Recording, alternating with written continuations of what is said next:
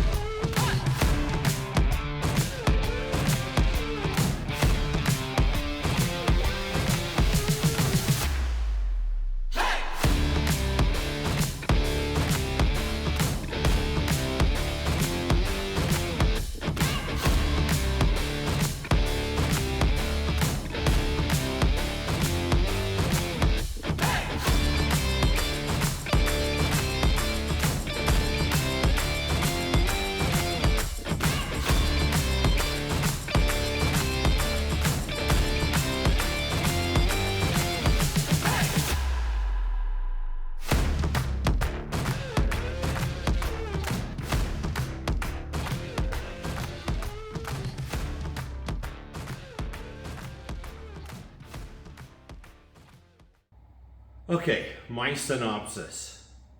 And I apologize, I hate reading in public.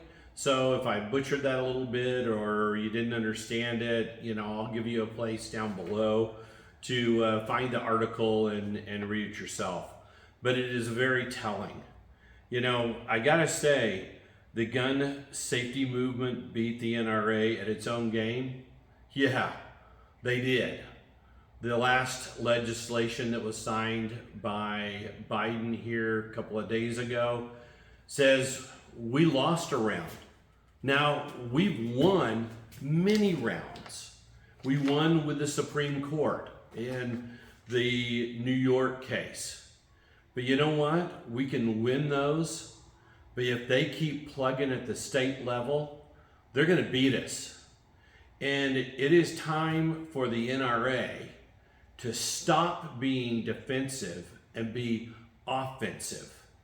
I've seen this over the years. I was a president of a NRA chapter in California, and we did a lot of really great things for the NRA.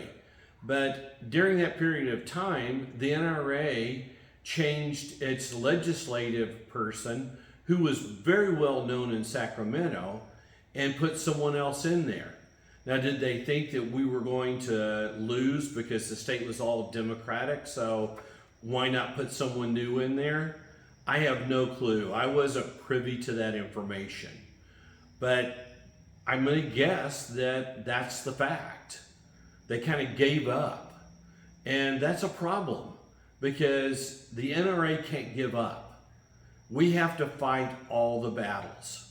And truly, if you look at this, they're starting to outnumber the NRA in membership. Now, is that number that they said 10 million? I'm not sure if that's factual. If it's 8 million, it's still more than the 5 to 6 million that the NRA has. So we need to do at the NRA is we need to be out there gaining more members and loyal members. But you know what? We don't get that by having a member sign up and calling them every 2 weeks for money. That's what they do. That's what they've done. They've slowed that way down because of the lack of money and the lawsuits and all that. But they have done that in the past. Not one time did I ever get a phone call that said, hey, Will, can you tell us what we can do better in your area to make sure that gun laws don't get passed? Never. They never ask a question. The only questions they ever asked were self-answering questions that they knew the answers that were coming. You know, do you think Washington is out of control? Yes, we all think that. There's a lot of things. But you know what? It all boils down to the NRA has to move from a defensive position to an offensive position. And this says it best. They're taking the states, and we've got to stop that. The NRA has to stop that. And truly, when I was president of an NRA chapter, they told us that they didn't really care about what went on at the city level or the county level. They wanted the state level. Well, you know what I believe? I believe that the school board is an important place to have the right people on it. The city council is the right time and the right place to put some people on it that are gun supporters. The county, we need people that represent the county to be gun supporters. Then those people will always try to elevate, and now we've got a friend from the bottom up rather than trying to change them once they get up there. You know, I love the NRA, and I've said it at the very start of this. We just have to make some changes. And I love Wayne, but it's time that we move to someone that is going to be offensive, not defensive. Wayne has been a great leader. I've had dinner with him 6-7 years ago. Very intelligent, nice guy. But you know what? It's time that we get some young blood in there. We need some young blood on the board. If you look at the board, it's a bunch of old white guys. A few women, but we don't have a good mix, and we don't have any real young people in there.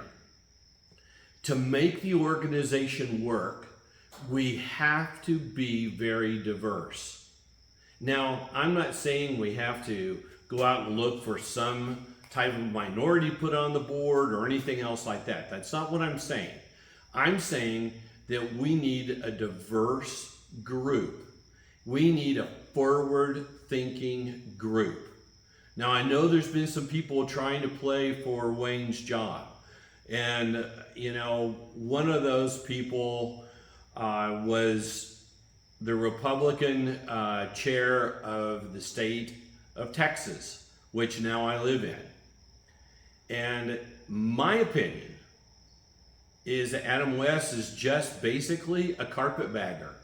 He had no clue and no chance of getting to be governor, and now he wants to move on to something else, Well, that's not the person I want heading the NRA.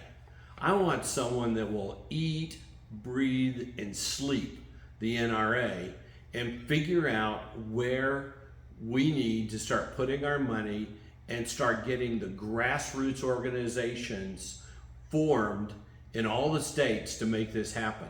Now, I know the NRA counts on the state organizations. Now, in California, they had their own type of thing going because the state organization was kind of whacked.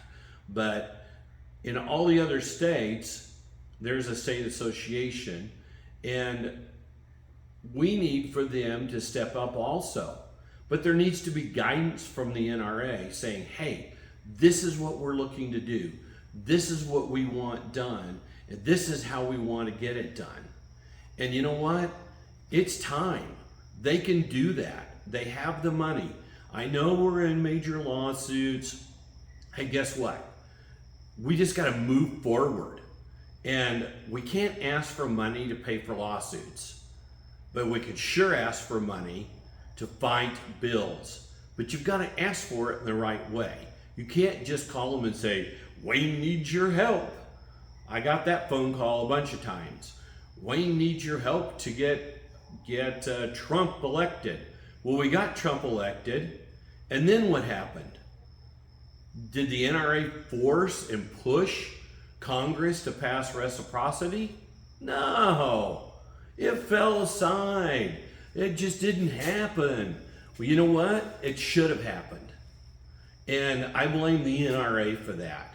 The NRA needs to step up, get some new blood, and get a shot off over the bow. Tell the people we're not going to roll over and go away. And we need someone that's going to step up and do that. Do I know who it is? No, I don't. But I do know that if the NRA keeps going the way it's going now, we will lose more of our rights. The states will take them away. And we're going to be like the Moose Lodge and some of the others, where it was all run by the old guys and they didn't bring any new guys in because they didn't want the new blood. And now they're gone. All those are starting to go away. So the NRA needs to get a wake-up call and move forward instead of working sideways, every other way, trying to get stuff done and to fight these lawsuits. Hey, I gotta be honest with you, I think some of the lawsuits are pretty crazy, and I think if the NRA had been where they should have been, they would have thought ahead of this and gotten where we weren't in this trouble. But again, it's a rudderless ship. And I know that it's a big organization and it's hard to run. I was president of an organization of 4,000, and it was tough. For 2 years, I pulled my hair out. But you know what? That's my job. That was my job as president, is to make things work and make it better for our members. The NRA needs to make it better for the members, and we need to stop a lot of what's going on. These red flag laws, this is going to be a problem. And I saw it in California, and I see it now. There's guidelines in that new bill that they signed, but I'm going to tell you, California didn't go by those guidelines. They're not going to change their guidelines.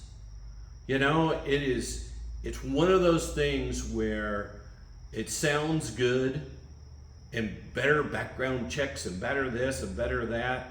Hey, let me tell you, there is an issue with mental people getting firearms. I totally agree with that.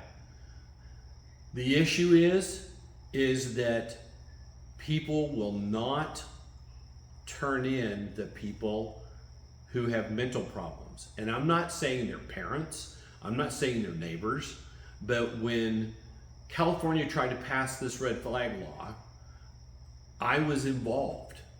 And I personally talked to psychiatrists, psychologists, and I said, how are you guys going to do this? Is there a system to do this? No, there's not a system. And one of the other things they said is, we're not really sure we want to be involved in that because we're afraid of the liability of being sued because we took away someone's rights, and the court says that they were cognizant and they should have their gun rights and get sued. So there's a lot of things within these bills that people aren't thinking about. So let's get the rudderless ship back on path, and let's try to move things forward, and let's get the NRA back to its old glory. Let's have 10 or 15 million members. We can do that. But we have to show the American public that we care about what's going on and that the organization is doing the best they can, stopping these things and working these things through in Washington and in the states. We have to look at the states now. Hey, they tell you right here, we're going state by state. So we have to be strong at the state level. So, hey, thank you for watching this. I hope that it wasn't too boring and that it opened up some eyes. I'm sure I'm going to get some negative comments about the NRA and all this stuff. I really don't want to hear it. What I want to see is how we can make the NRA better. Hey, thanks. Subscribe below, and trust me, I'll be back to doing reloading stuff real quick.